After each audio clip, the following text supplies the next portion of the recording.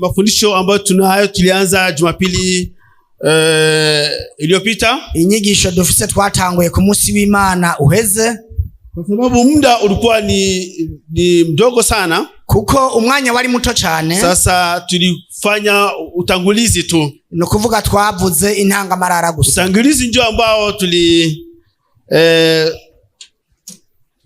tulisema tu intangamarara niyo twavuze gusa. Sasa tunaomba kwa kweli tuweze kuchukua Biblia zetu katika muda huu. Turasavye rero kugira ngo dutore amabiblia yacu muri uyu mwanya, na ikiwa una daftari yako ni vizuri uwe nayo. Nimba ufise ikaye yawe ni vyiza uyigire, pamoja na kalamu kusema bikusaidie kuweza kuweka kumbukumbu, hamwe ni kalamu kugira ngo bigufashe kuzohora wibuka. Nisa kwamba mada ya fundisho letu ni hili, umutwe w'ijambo w'inyigisho zacu nuyu, yani kukua kiroho, gukura mu buryo bw'imhemu. Nisa kwamba unajua kwamba Ukristo unaanzana na hali ya uchanga wakati mtu anapookoka. Murazi ubukristo butangura mu buyoya igihe umuntu akijijwe. Anahitaji kukua kiroho. Rero akeneye gukura mu mpemu. Sasa kwa hiyo ni kukua kiroho, gukura mu mpemu. Na mstari wa mkuu wa somo hili, umurongo mukuru wiki gisomwa, na tulisoma ndani ya Waefeso sura ya 5 sura ya 4 mstari wa 15. Twasomye mu cete Paulo yandikiye Abanyefeso igice ca 4 umurongo wa 5. Sasa kwamba anasema lakini tuishi kweli katika upendo na kukua hata tumfikie yeye katika yote, yeye aliyekichwa Kristo. 4:15. Muchete Paulo yandikiye Abanyefeso igice ca 4 umurongo wa 15. Ariko tube imvuga kuri, turi mu rukundo,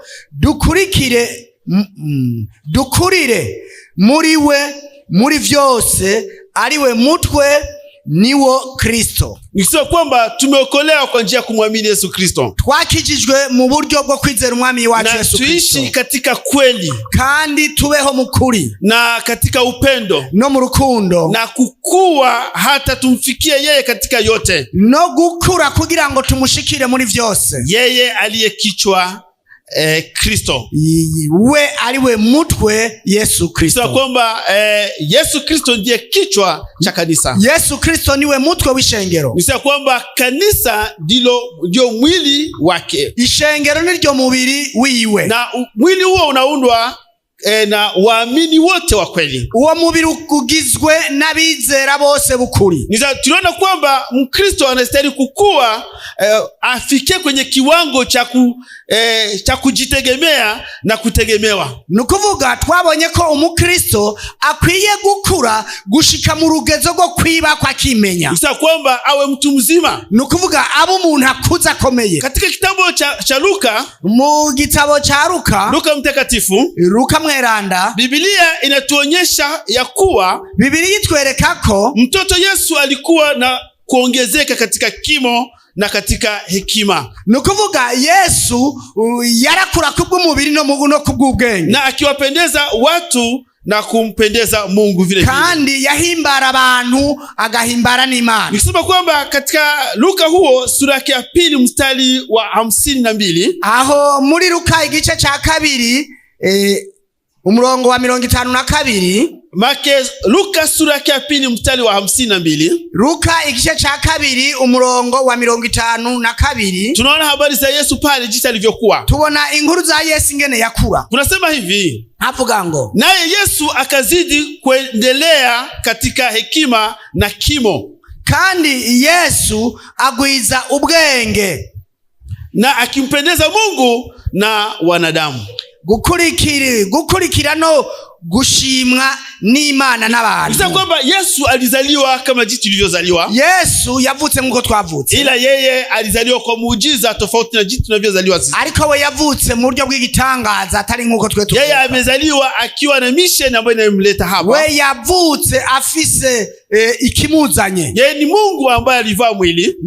We ni Imana yambaye umubiri. Ila amezaliwa, ariko yaravyaye, na akawa mtoto mchanga, kandi aba uruyoya, na akahitaji akuwe akue atoke katika uchanga huo, kandi yifuza gukura kugira ngo ave muri ubwo buyoya. Bisa kwamba yeye aliendelea kukua katika kimo, we yarakuze yabandaniza kura no kubw'umubiri na katika hekima no mu buryo no mu bwenge, na katika maisha yake kandi mu kubaho kwiwe aliishi kwa kumpendeza Mungu, yabayeho ahimbara Imana na kupendeza wanadamu no guhimbara abantu. Bisa kwamba ina maana kwamba alikuwa katika kimo na akakuwa katika hekima, basi akampendeza Mungu na wanadamu. Nukuvuga yarakuze kubw'umubiri, arakura no mu mubwu no kubw'ubwenge, ahimbara abantu canke anezera abantu. Ndivyo alivyokuwa yeye, uko niko vyari bimeze, ndivyo alivyoishi, uko niko yabayeho, na maisha yake yalikuwa maisha ya kupendeza watu na kumpendeza Mungu. Kandi ubuzima bwiwe bwari ubuzima bunezereza canke buhimbara Imana, buhimbara n'abantu. Na kilichomfanya awapendeze watu kandi cyatuma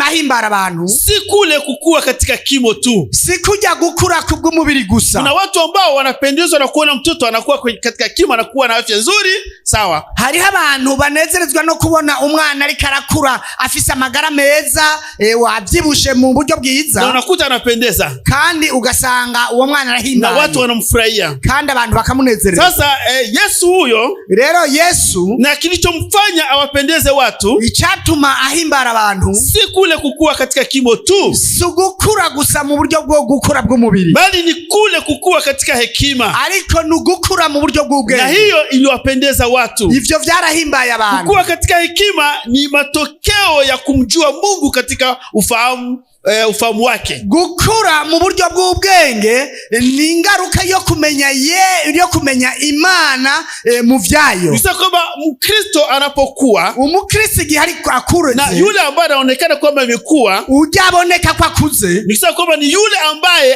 anaendelea kumjua Mungu katika ufahamu wake, nurya abandanya kumenya Imana mu bumenyi bwiwe, na hiyo ndio kukua. Uko niko gukura. Maana mtu akiendelea kumjua Mungu siku kwa siku, hiyo ndio kukua kwake. Akabandanya atahura Imana, amenya Imana umunsi ku munsi. Na mtu aliyemjua Mungu, umuntu yamaze kumenya Imana, ndiye mwenye uwezo wa kumpendeza Mungu, ni wafise ububasha bwo guhimbara Imana. Na si Mungu tu, lakini pia na wanadamu. Si Imana gusa himbara, ariko n'abantu. Nisa kwamba yule ambaye anakuwa kila siku anaenda na mfahamu Mungu, unukuvuga ko urya kura agenda aratahura Imana, na make huyo ndiye ambaye anampendeza Mungu. Uwo ni wahimbara Imana. Kwa sababu yule ambaye anamfahamu Mungu siku kwa siku, maisha yake yanakuwa maisha ya kumpendeza Mungu. Kuko umuntu atahura Imana agenda arayimenya umunsi ku munsi, niho ubuzima bwiwe buhimbara Imana. Na huyo ambaye akipendezwa na Mungu,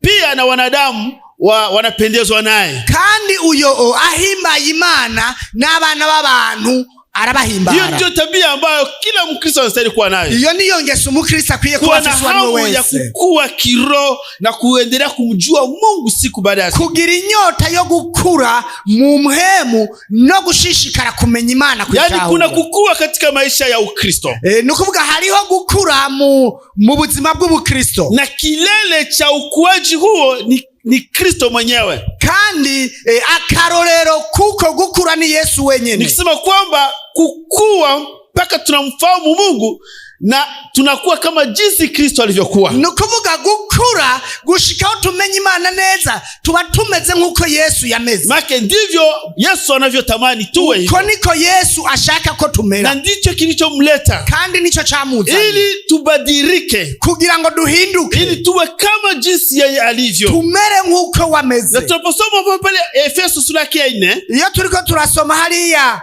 mucete Paulo yandikiye Abanyefeso sura ya 4 igice ca 4 mstari wa 13 umurongo wa 13. Wale wa Efeso sura ya 4, icete Paulo yandikiye Abanyefeso igice ca 4 mstari wa 13 umurongo wa 13. Tunasema hivi, havuga ngo hata sasa sisi sote tutakapo ufikia umoja wa imani na kumfahamu sana mwana wa Mungu, kugeza aho twese tuzoshikira kugiriranira ubumwe buva ku kwizera no kumenya umwana w'Imana, hata kuwa mtu mkamilifu kandi kugeza aho tuzoshikira kuba umuntu akuze, hata kufika kwenye cheo cha kimo cha utimilifu wa Kristo, no kugera ku rugezo rw'ubwinshi bwo kunengesera kwa Kristo. Nisema kwamba hicho ndicho ambacho Mungu anachopenda. Ico ni Imana ikunda. Make tukue katika Mkristo, akue katika imani, umukristo akure mu kwizera na kuendelea kumfahamu sana mwana wa Mungu, no kubandanya kumenya cyane umwana w'Imana, hata kuwa mtu mkamilifu, mtu mzima, no kuba umuntu ashitse. Na hicho ndicho ambacho Mungu anahitaji kwa wale ambao wanamfahamu. Ico ni Imana igomba kuba mwizera. Kuwa mtu mkamilifu maana yake nini? Ni kuvuga kuba umuntu akuze ashitse. Igisobanuro iki? Ni mtu aliyepevuka. Mtu aliyepevuka, yani mtu ambaye anaanza kukua, anaanza kuonekana kwamba anapevuka, anaonekana kwamba anaanza kuwa mtu mzima. N'umuntu ageze mu rugezo rwo gutangura kuboneka ko ari umuntu akuze, yani aliyekomaa au aliyekuwa mtu mzima kiroho. Nukuvuga umuntu amaze gukomera mu mpemu. Huo ndiye mtu ambaye anaonekana kwamba anakuwa mkamilifu kama jinsi Biblia inavyosema. Uwo ni wa muntu biboneka ko akuze nkuko Biblia bivuga. Kuna hatua tatu za ukuaji wa kiroho. Hariho intambuko zitatu zo gukura mu mpemu. Sasa kwamba ni vizuri tufuatane hatua kwa hatua. Ni vyiza rero tujane intambuko ku ntambuko. Hii itakufundisha wewe, kukusaidia. Birakwigisha wewe kandi biragufasha, ili ujue kiwango ambacho umo ndani yake, kugira ngo umenye urugezo urimwo, ili uweze kujifahamu vizuri, kugira ngo ushobore kwitahura neza. Watu wengi hawakui kwa sababu hawafahamu kiwango chao ambao wanafikia. Abantu benshi ntibakura kuko ntibatahura urugezo barimwo aho bageze. Make anajifahamu kama mtu ambaye ameshakomaa, kumbe bado angali mtoto mchanga. Yitahura ko ari umuntu yakuze yahejeje ariko akiri uruyoya, ila hajielewi, hajijui mwenyewe. Ariko rero ntiyitahura wenyene. Sasa katika funzo hili, muri inyigisho, litakusaidia ili uweze kujielewa, izogufasha kugira ngo witahure, ili ukuaji wako ni ukuaji wa kiwango gani, mbega ugukura kwawe nugukura kwa mu rugezo nyabaki, na ili uweze kujielewa vizuri, kugira ngo ushobore kwitahura. Sasa kuna hatua tatu za ukuaji wa kiroho. Hari intambuko zitatu zo gukura mu mpemu. Kwanza kuna uchanga.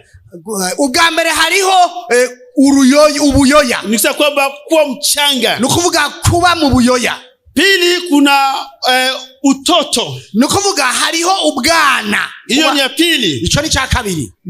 Tatu ni utu uzima. Ica gatatu no kuba umuntu ashitse akuze. Makizu ni hatua hata watoto ambao tunaozaa wanapitia vipindi hivyo vyote vitatu. Nukuvuga izo ni ntambuko n'abana tuvyara bacamwo. Nikisema kwamba hata Wakristo baada ya kuokoka ndizo hatua anafikia. Nukuvuga n'Abakristo imbere yo gukizwa ategerezwa guca muri izo ntambuko. Sasa ni vizuri tufuatane vizuri. Rero ni vyiza ko tujana, ili ujue ni unafikia hatua gani hivi, kugira ngo umenye wewe ushitse ku ntambuko ya kangahe, ili niweze kukusaidia, kugira ngo bishobore kugufasha. Usikae hapo unajifikiri kwamba wewe ni mtu mzima kiroho, kumbe bado wewe ni mchanga. Ni wicare ngaho wibaza ngo wewe warakuzura umugabo mu buryo mu mpemu ariko ukiri uruyoya, na ile ukikuta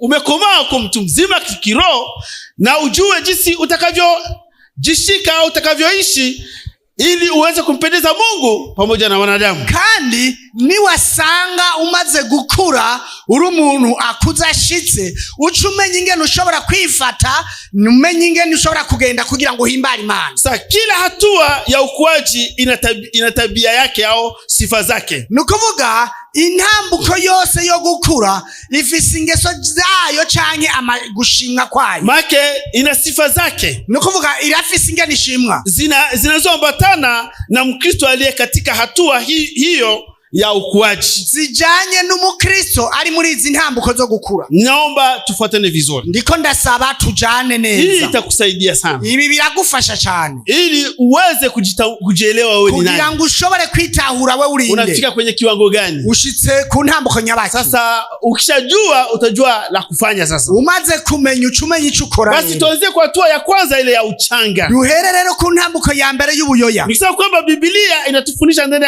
ya waraka wa kwanza wa Petro. Nukuvuga Biblia iratwigisha mu cete ca mbere ca Petero. Sura yake ya pili. Igice ca kabiri. Mstari wake wa pili. Umurongo wa kabiri. Fungua pale tusome pamoja. Ugurura haja tujane mu gusoma. Fungua Biblia yako kabisa. Ugurura Biblia. Ili tuende pamoja nayo. Kugira ngo tujane mu gusoma. Yani waraka wa kwanza wa Petro. Icete ca mbere uko canditswe na Petero. Sura yake ya pili. Igice ca kabiri. Mstari wake wa pili. Umurongo wa kabiri. Inasema hivi.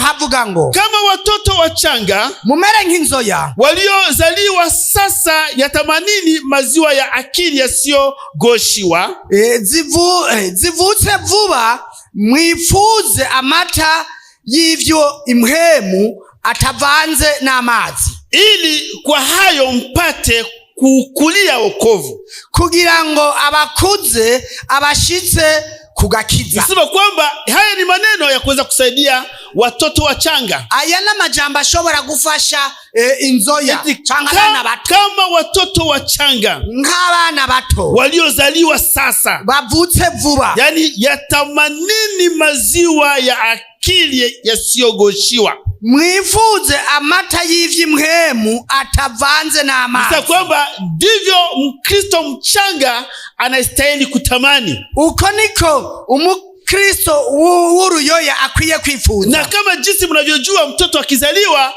tu kitu ambacho anahitaji ni maziwa ya mamaye pale pale ili anyonye. Nkuko mubizi umwana avutse, uruyoya ruvutse, ikintu ca mbere kwifuza na mata yo mwibere rya nyina. Tena maziwa mazuri. Kandi amata meza. Maziwa ya kuweza kumsaidia huyo mtoto ili aweze kuanza kukua sasa. Amata yo gufasha uyo mwana kugira ngo atangure gukura. Nisa kwamba ni lazima atamani hicho kitu. Lero ni tegeko yifuze. Kwa sababu anahitaji kukua baada ya kuingia katika dunia hii. Kuko yifuza gukura maze gushika muri iyi. Sasa na wale wachanga kiroho wanaozaliwa, nukuvuga ni nzoya mu mpwemu ziba zivutse, wale ambao wanazaliwa upya, nukuvuga abavutse bushasha, na wao vile vile wanastahili kutamani maziwa ili yaweze kuwasaidia waweze kuanza kukua katika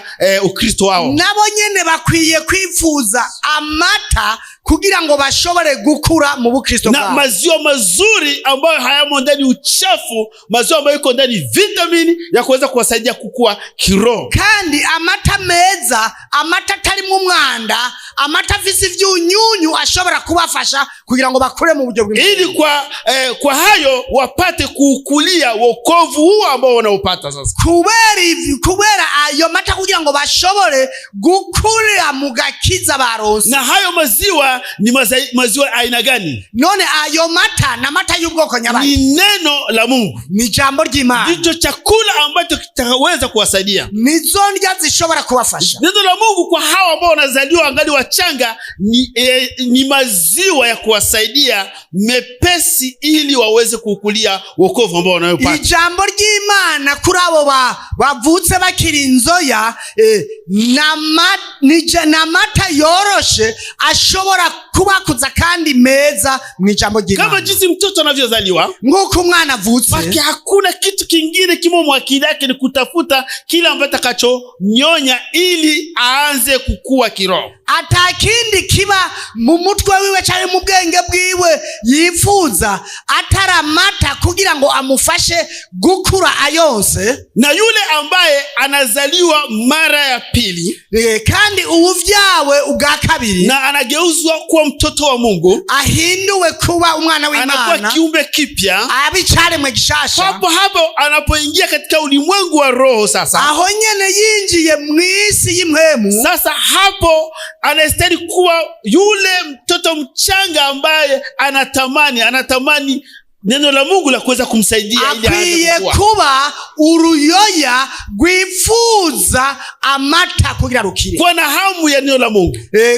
kwifuza kugira inyota y'ijambo ry'Imana ili liweze aanze kukua sasa. kugira ngo ashobore gukura. Na unazaliwa katika Ukristo nuko uvutse mu Bukristo ukiwa mtoto mchanga uri uruyoya, na unaanza kukua kutokea hapo. kandi ucutangura gukura kuva. Make ndivyo mambo yalivyo. Uko niko bimeze. Make yule ambaye anayekoka aanze kukua, kuanzia hapo aanze kukua. Uwo akijijwe ace atangura gukura kuva ubu. Yaani Mkristo yeyote aliyeokoka, Umukristo wese yakijijwe anaanzia katika hatua hii ya uchanga kiroho. Atangurira muri iyi ntambuko y'ubuyoya mu mpemu. Na uchanga huo kandi ubu buyoya unakuwa katika eneo la akili au ufahamu wa mambo ya kiroho, kandi buba mu bwenge canke mu bumenyi bwo mu mpemu. Ndiyo maana Petro anasema, nico gituma Petro avuga, yatamanini maziwa ya akili, mwifuze amata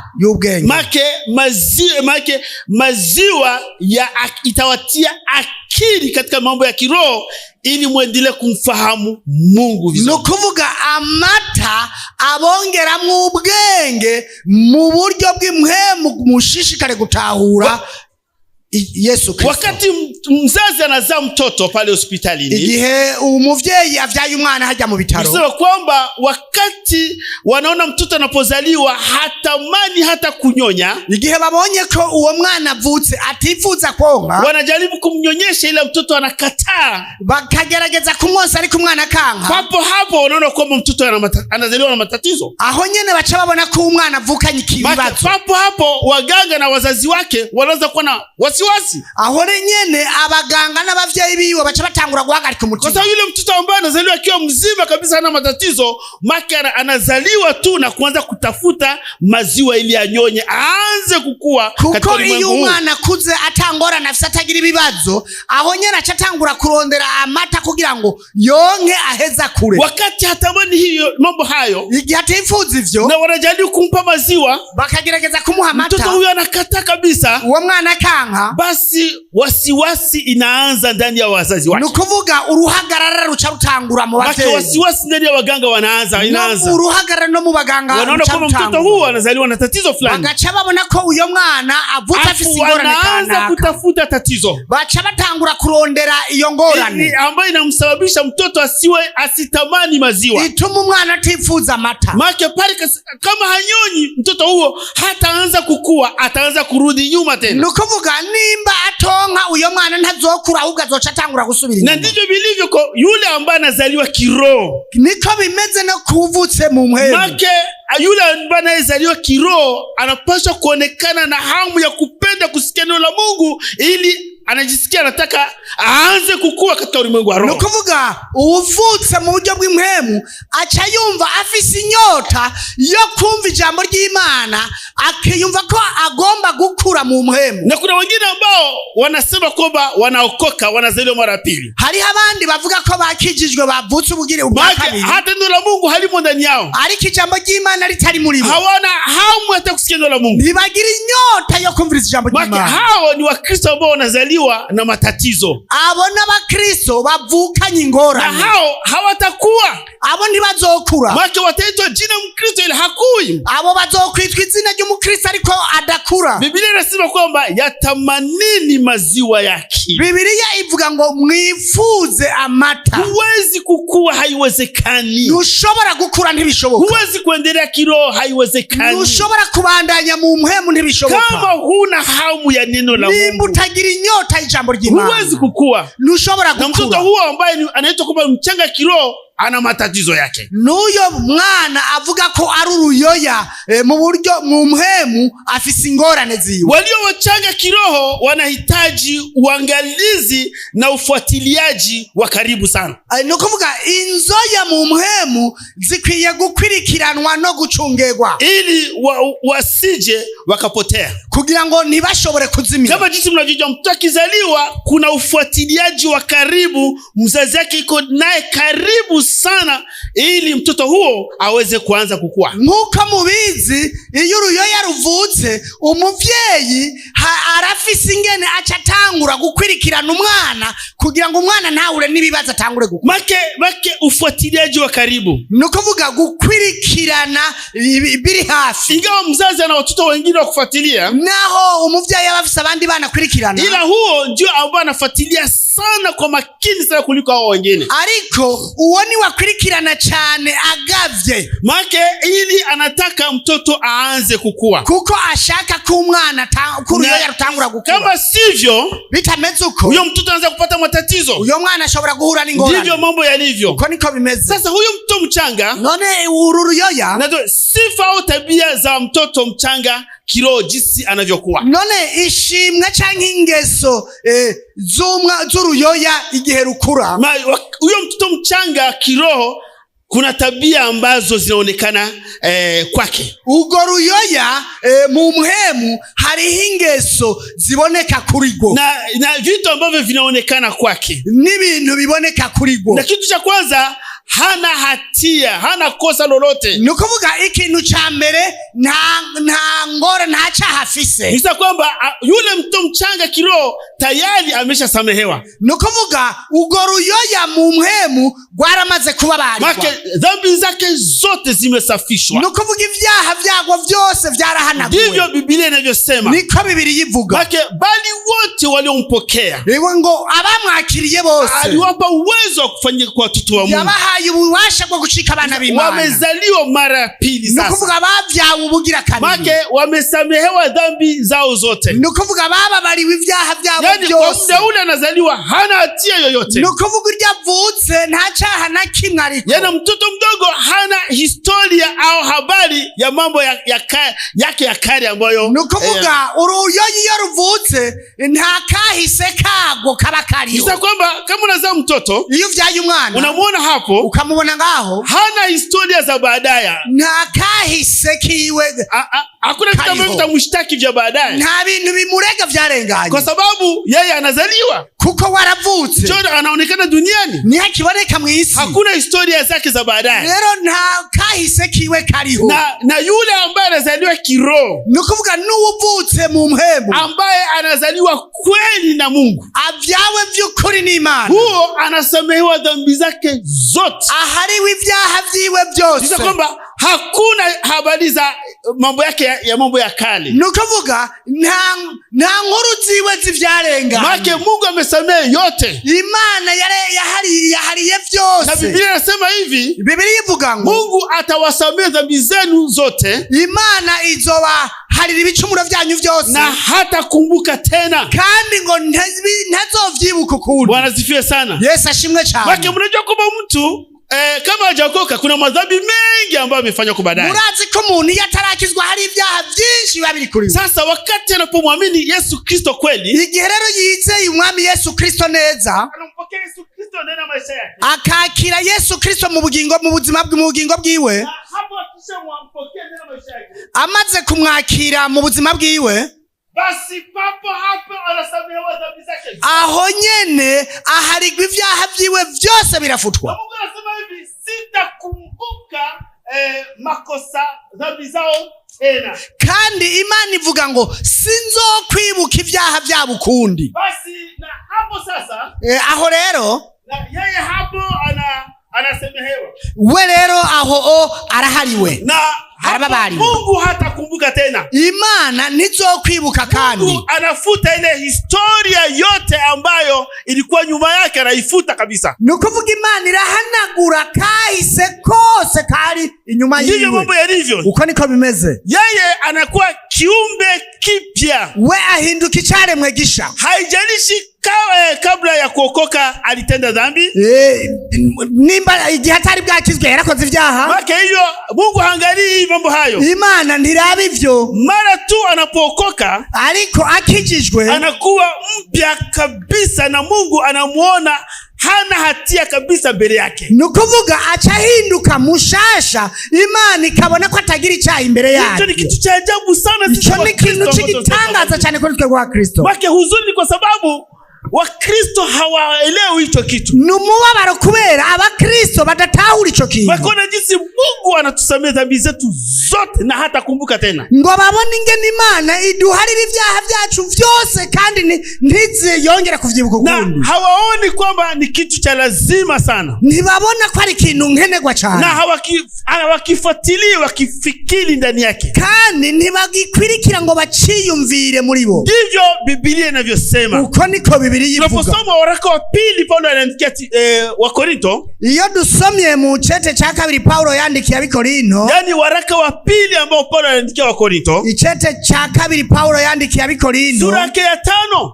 Igice ca 5. Mstari wa 17. Umurongo wa 17. Ndipo kuna maneno hayo. Niho harayo majambo. Maneno ya mazuri sana. Amajambo meza cyane. Maneno ya kuweza kukufariji hata wewe. Amajambo ashobora kugufasha na wewe. Ili bikusaidie kuweza kukua kiroho. Kugira ngo bigufashe gukura mu buryo bw'impwemu. Inasema hivi. Havuga ngo hata imekuwa mtu akiwa ndani ya Kristo amekuwa kiumbe kipya. Nuko rero umuntu wese iyo ari muri Kristo Yesu aba ari cyaremwe gisha. Kiumbe kipya kabisa. Ni cyaremwe gishasha.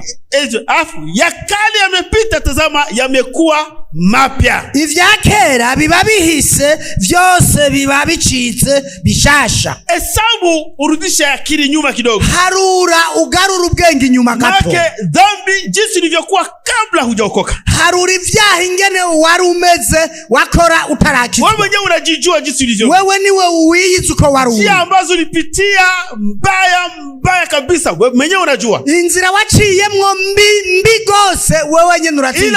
Na kuna wengine watoto ambao walikufa kwa ajili ya mambo hayo. Hari abandi bana bapfuye kubera ivyo. Make alizoea kunywa maziwa, wanampatia maziwa. Yamenyereye bamuha amata. Na anajua kwamba mambo yote ya majimaji meupe ni maziwa. Kandi aziko ibintu vyose bimeze nk'amazi vyera ari amata. Wakati mwingine aliona vitu vyeupe kwenye kikombe akajua ni maziwa, kumbe ni sumu. Kikindi gihe yabonye ibintu vyera mu gikombe acha yibaza ko ari amata ariko ari ibintu vyicare. Na alikufa mtoto huyo. Uwo mwana yarapfuye. Ni mjinga. Ni ntazi kinamenya. Ndivyo watoto wachanga kiroho walivyo. Niko ni inzoya mu mpemu. Maka anataka chochote asikilize mafundisho ya kila watu wote asikilize, maka yeye hajajua baya au jema. Nukuvuga agomba ivyo arivyo vyose kwa vyumviriza, inyigisho zarizo zose zije kwa zumviriza, kuko nuruyoya ntazi ciza ntazi kibi. Mtoto mchanga hajui kipi chakula na kipi hakipaswi kuliwa. Nukuvuga uruyoya ntiruzi ngo iciza gikwiye kuribwa ni kibi kidakwiye kuribwa. Yeye kabla hajawa na meno anaanza kuchukua tamawe, anataka atafune mawe na ana meno. Ataramera menyo arashobora gutora amabuye ngo yahekenye ataranamera. Michanga yote anaweka kinwani. Ndivyo. Imisenyi yose agashira mu kanwa. Bado angali mjinga. Nukuvuga aracari ntamenya. Ndivyo hata yule ambaye anakuwa kiroho alivyo. Niko nutarakura mu mpwemu ameze. Maka anahitaji kulelewa vizuri. Nukuvuga akeneye kuregwa neza. Na ndivyo mambo yalivyo. Kandi uko niko bimeze. Maka anataka ale kila chochote tu. Nukuvuga ashaka ko arya ikintu icyo ari cyo cyose. Maka anataka kila mara aona fafa vitu. Nukuvuga agomba ko buri mwanya baradoga. Tabia nyingine ya tatu ambayo mtoto mchanga anakuwa nayo. Ingesigira gatatu uruyoya rugira. Maka ni watu wanakereka au wanaudhika kirahisi. Maka ni nukuvuga nabantu bashobora kubabara mu buryo bworoshe. Anaweza kuwa na hasira gafra tu. Nukuvuga ashobora kugira ishavu buri mwanya uwari wose. Kuna wakati ukifika hari gihushitse hata mtoto huwa kunyonya maziwa na hataki kunyonya hata maziwa.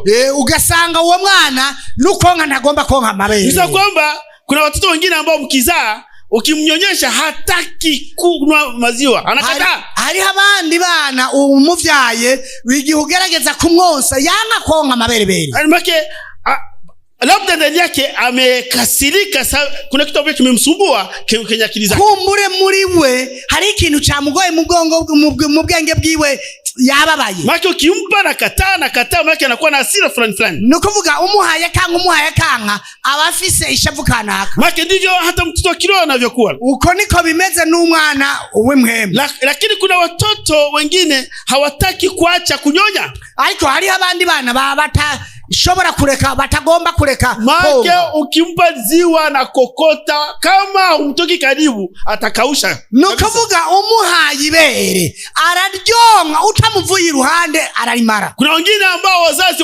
wanamkimbia mtoto. Hari abandi bavyeyi bahunga umwana. Wambeba mpeleke uko mbali asinione. Bakubwira wewe twarwa mwana hari yakure kanyonye tu. Nukuvuga aronka agomba konka gusa. Make huyo atakukua na kuwa kwa haraka zaidi. Uyo ni mugukura akura yihuta cyane. Na akiwa ananyuya sana ni lazima mamaye naye atakonda, atakukua. Kandi nimba yonka cyane umuvyeyi wiwe azokonda. Na ila yeye atapanuka, mzazi anapungua kwa sana nyonya sana. Ariko wewe azovyibuha ariko umuvyeyi yonde kubera umwana yonka cyane. Make hivyo hungangania katika hali ya uchanga kwa muda mrefu. Ivyo nukuguma mu buyoya umwanya muremure. Na watu wa aina hii kandi abantu bameze uko ni rahisi sana kuudhiwa, maana kupata matatizo ni biroroshe cyane guhura n'ingorane, na wanapenda kuendelea kuhudumiwa au kubembelezwa kama watoto wachanga, kandi bakunda gukoregwa canke kwingingwa nk'inzoya, kwa sababu kuna mtoto kama iko anakuwa inafika wakati ambapo anapunguza kunyonya na hata mwisho analiacha ziwa hilo. Kuko hari igihe umwana ariko arakura hagera igihe yo agabanya konka gushika naho ibera rikari anaacha make muda kunyonya unapungua, anaanza kucheza sana wengine kwanza kila mara, ugaca usanga umwanya wo konka uragabanutse atangwe gutangura gukina n'abandi bantu. Ila kuna wengine ambao hawako wanakuwa ila wananyonya sana, ariko hari abandi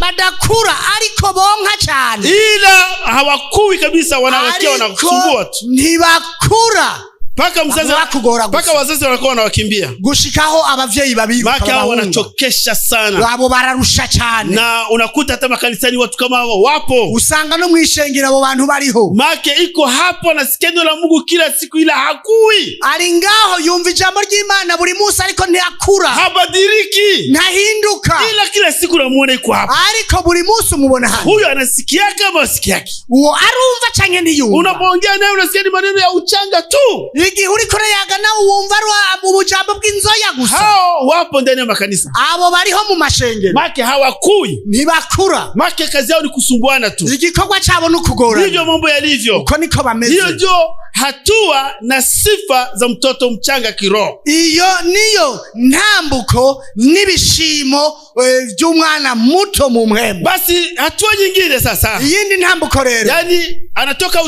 katika uchanga avuye mu buyoya, basi anakuwa mtoto sasa, araye umwana rero, maana haiko mchanga, haiti mchanga, suruyoya. Biblia inatufundisha hivi, Biblia itwigisha ngo ndani ya Waefeso sura ya 4 mu gitabo cy'Abanyefeso igice cya 4 mstari wa 14 umurongo wa 14, maneno ambayo yako pale hariho amajambo ariho hivi, tunatoka uchangani tunaenda utotoni sasa, nukuvuga tuvuye mu buyoya tugiye mu bwana, maana tuone tabia ya yule ambaye aisha kuwa mtoto, turabe ingeso yuja amaze kuba umwana, yule ambaye anatoka katika uchanga, ujavuye mu buyoya. Waefeso sura ya 4 mstari wa 15 ichete Paulo yandikiye Abanyefeso igice 14 igice cya 4 umurongo wa 14, inasema hivi, havuga ngo ili tusiwe tena watoto wachanga, kugira ngo dushire ubwana tukitupwa huku na huku, nituzungagizwe n'imifunda na kuchukuliwa na kila upepo wa elimu, ngo tujanwe irya nino n'imiyaga yose y'inyigisho, kwa hila ya watu, kwa ujanja, tukizifuata njia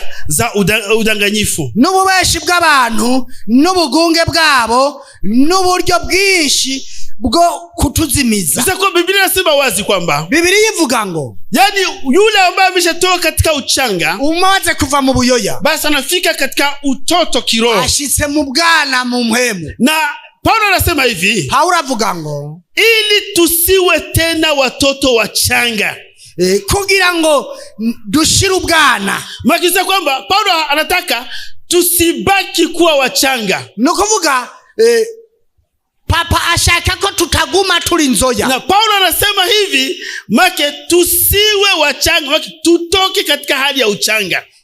Paulo avuga ngo dushire ubwana, make tutoke katika hali ya uchanga, tuve mu buyoya, tusitupe huku na huku na kuchukuliwa na kila upepo wa elimu na mafundisho ya uongo. Ntitujanywe irya nino n'imiyaga n'inyigisho z'ibinyoma. Make tusikubali kupituliwa na pepo za mafundisho ya uongo na hila za watu ama ujanja wa watu ambao wana mafundisho yasiyokuwa ya kweli. Nitwemere guhitanwa n'imiyaga n'inyigisho z'ibinyoma n'ubugunge bw'abantu bafise inyigisho z'ibinyoma. Yule ambaye shatoka katika uchanga, wavuye mu buyoya, anafika katika hatua ya kuwa mtoto sasa. Ashitse ro mu ntambuko yo kuba umwana. Sio kwamba huyo anaanza kukomaa sasa. Nukuvuga uyo abatanguye gukura. Yule ambaye anaanza kukomaa sasa, uyo rero atanguye kuba ukomeye. Hawezi kupituliwa na upepo wote wa mafundisho. Ntashobora gutwarwa n'umuyaga wari we wose. Hawezi kudanganywa na kila mtu wote mjanja. Ntashobora guhendwa n'umuntu wari we wese w'injunge. Hawezi kufuata njia za udanganyifu. Ntashobora gutwarwa n'ibinyoma. Make atabaki pale anafunza neno la Mungu. Nukuvuga azogumaho yigishwa ijambo ry'Imana.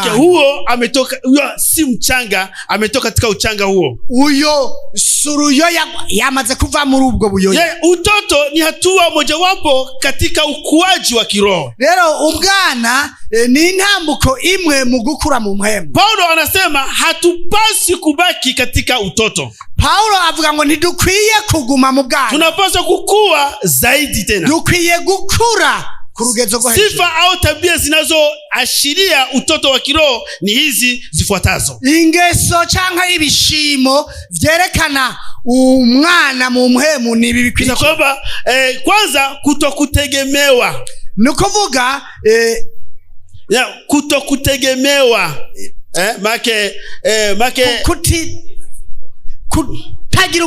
Kutizigirwa. Okay, mtoto mdogo hawezi kujiongoza mwenyewe. Umwana muto ntashobora kwirongora wenyewe, kwa sababu akili yake haijakomaa kuweza kutambua jema au baya. Kuko ubwenge bwiwe butarakomera ngo ashobore gutahura ikibi n'icyiza au kupambanua kanuni za maisha yake, canke gusobanura ivy'ubuzima bwiwe. Hivyo ni lazima aandaliwe na mzazi wake au mlezi wake ambaye anayemlea kila. Ivyo ni vyiza ategurwe n'umuvyeyi wiwe canke n'umureze. Basi aidha apende au asipende, watamuamulia vitu. Rero abikunde canke ntabikunde bazomutegurira ibintu akwiye gukora. Kwake watamwambia utavaa nguo hii, hutavaa hii, watamuamulia atavaa. Nukuvuga bazomuhitiramwo ukwiye kwambara iyi mpuzu, iyi ntuzoyambara. Maki watoto si mara hawana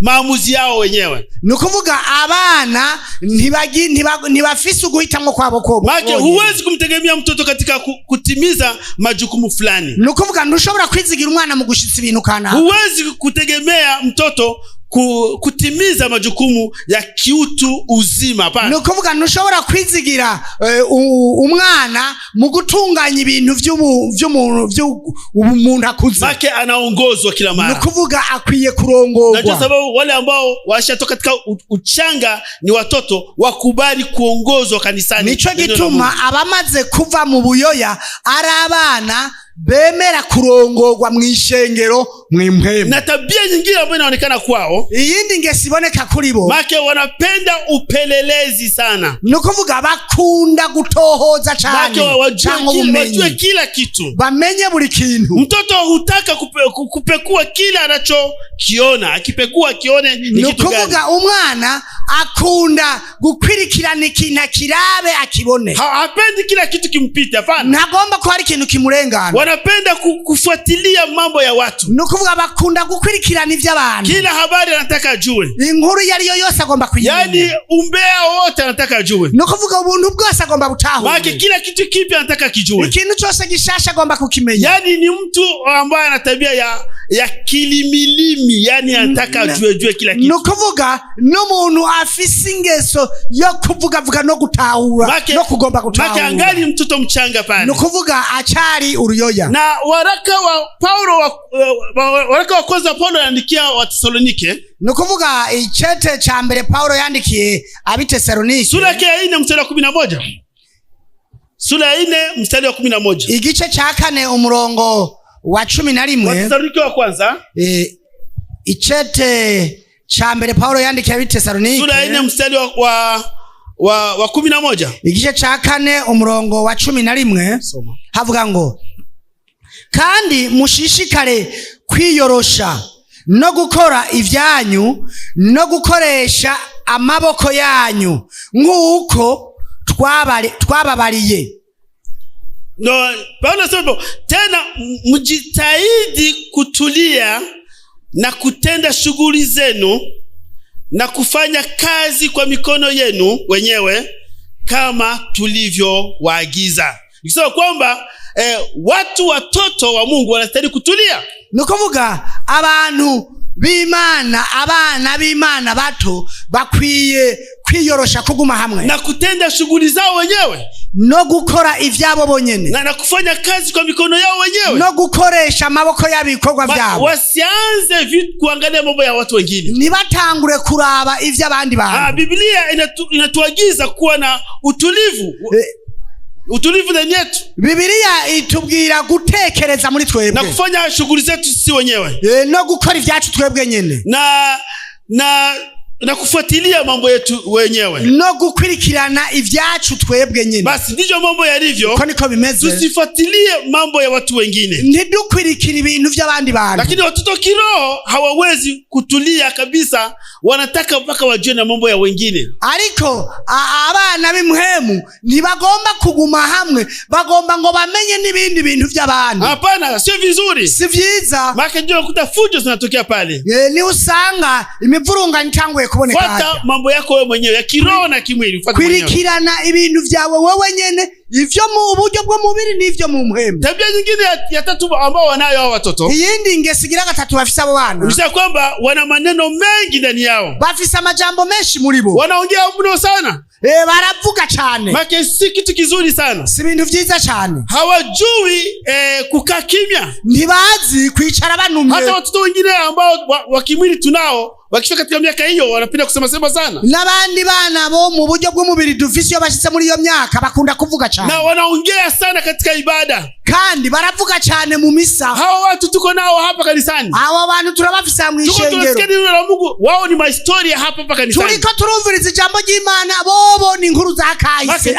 Ndivyo walivyo. Niko bameze. Make habari zao hawaziambiani huko nje. Nukuvuga ibiyago vyabo ntibabiyagira iyo hanze. Wakiwa hapa kanisani, ariko barahamwe ishengero, wakikaa pamoja bicaye hamwe, ndio wanaanza habari zao za wiki yote hapa kanisani. Niho baca batangura inkuru zabo canke ibiyago vyabo vy'indwi yose. Ama kutaka kumsema mtu fulani wanaanzia hapa. Aha bagomba kuvuga umuntu baca batangurira ngaho. Kuna wengine wanatoka nje. Canke hari abandi basohoka hanze. Make wanakuja wanaenda kuongea tu. Nukuvuga basohotse bagiye kuyaga gusa. Hiyo ni hali ya utoto ambaye make ni hali ya uchanga hawataki kukua. Iyo ni ngeso yerekana ubwana bw'ubuyoya ko ntibagomba gukura. Hao wanaongea ovyo ovyo. Abo bapfuko bavuze hawaoni thamani ya kukaa kimya hata kidogo. No kuvuga ntibabona igiciro cyo kwicara banumye. Maki wako tu hivyo tu. Babimera yuko nyene. Basi Mithali sura ya 10 mstari wa 19. Mu igitabo c'imigani 10:19. Igitabo c'imigani 10 mstari wa 19. Mungu wa 19. Kuna maneno ambayo anasema vile pale. Hama jambo avuga ngo. Mithali 10 mstari wa 19. Imigani igice c'10 umurongo wa 19. Katika wingi wa maneno hapakosi kuwa na maovu. Mwisinzi ry'amajambo ntihaburamwo gucumura. Bali yeye azuyaye midomo yake hufanya akili. Ariko uwiyugurura uwigarura mu vy'iminwa avuga numunyabwenge. Sisi wa Kristo ambao tumeshaokoka, twebwe abakristo twakijijwe, bisa kwamba ingawa tuna mdomo wa kusema, naho dufise umunwa wo kuvuga, hatustahili kusema ovyo ovyo. Ntidukwiye gupfa kuvuga. Maana katika wingi wa maneno hapakosi kuwa maovu, makosa. Mwisinzi ry'amajambo ntihashobora kubamwo gucumura.